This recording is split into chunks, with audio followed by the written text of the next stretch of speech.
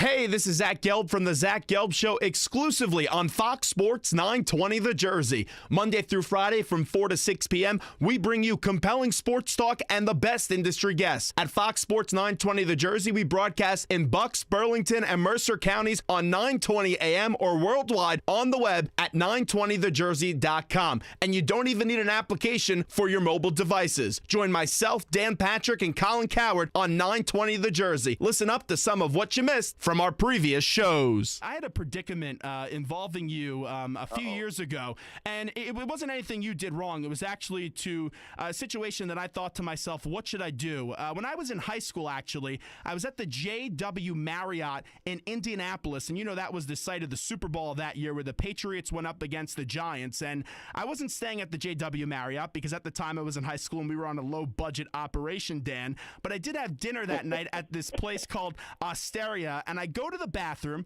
and I'm in the urinal, and I look to my left, and who's there? Dan Patrick. So I am a high school guy, and I'm saying, wow, this is one of the superstars in the business. I have to find a way to bring up some conversation. And then that voice in my head kicked in and said, hey, Zach, you're in a bathroom. You don't want to talk to Dan Patrick. I'm sure that you've had many situations, because you're a national name, where fans have tried to talk to you and interact with you with bizarre places. Where's the most bizarre place? And would you have been mad with me if I said hello to you in the bathroom? I think after you washed your hands, I would have been fine with that. Let's see, when my first daughter was born, I had the doctor and then his intern when they were delivering my daughter, and when she was born, the intern did the Sports Center theme, the da-da-da, da-da-da. I would like to say I had a ton of good memories, but the challenge was we didn't win. Except for 93, we were never really competitive, and that city, I think, deserves a competitive team year in and year out because they fill the stadium. They're not front runners, so to say, but I think that they identify. When I was there, they couldn't stand the management because the management wasn't as committed as anybody else to putting the product on the field. Now, when you were there, you also played with Lenny Dykstra, and I'll say this: Lenny Dykstra is the most entertaining follow on Twitter these days. No offense to you, but he's just so funny from where he brings it from each and every angle. He's not a big technology guy, and he's on Periscope, which is hilarious to me. Just describe what it was like to play with Lenny Dykstra and some of the stuff that he did in that clubhouse. Well, off the field, it was a riot because you just didn't know what was going to come out of his mouth. But I try to tell people on the field, he was probably one of the 2 or 3 smartest offensive players I've ever been around. By a long shot. Lenny knew his craft, and it was a craft to him. You know, Lenny's idea was, I'm going to make as much money as I possibly can, and to do that, I need to get on base, score runs, so he took it as a craft, and I talked to him. He was so good to me when I was there as a young player, teaching me about hitters, teaching me about approach.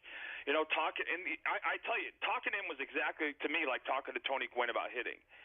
And I can't tell you, 20 times during that season when I was there, Lenny came up to me and told me what he was going to do either in a game or in a bat, and he was right. Thanks a lot, Zach. And I'm hoping Ben Simmons makes it big because the people in Philadelphia deserve it, man.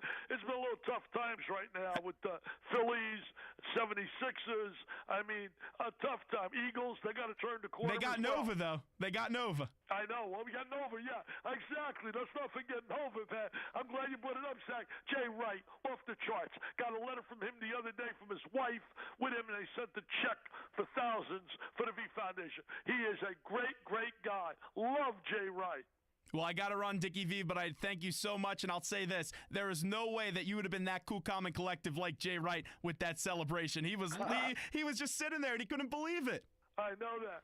Got to get a TO, baby. Time to run. I got to see my Rays. I hope they don't lose 12 in a row, baby. Now joining us on the hotline is a college basketball analyst for ESPN and a former college basketball coach, and that is the great Seth Greenberg. Seth, what's happening, my man? I've got a good ring to it, the Zach Gelb Show. I mean, it's got a nice ring. That's big. I mean, you roll right out of graduation. You got your own show. You're in South Jersey. I mean, you're big, literally and figuratively. Well, that's absolutely right. And you know my size because you follow me on Twitter, so you can see my pictures. And then you've also met me in person. And I'll say this, my colleagues saw the tweet that you sent out, which was very nice, and I appreciate you doing that. And they asked me how much I'm paying you, and I told them nothing. They were surprised. Come on, you're my guy. Come on now, let's face it. I mean, I knew you were back when you were in high school. This is you started your career when I got whacked at Virginia Tech, and I started this stuff. So, hey, I am so happy for you. You've done a great job. You work your tail off, and you're good with people, and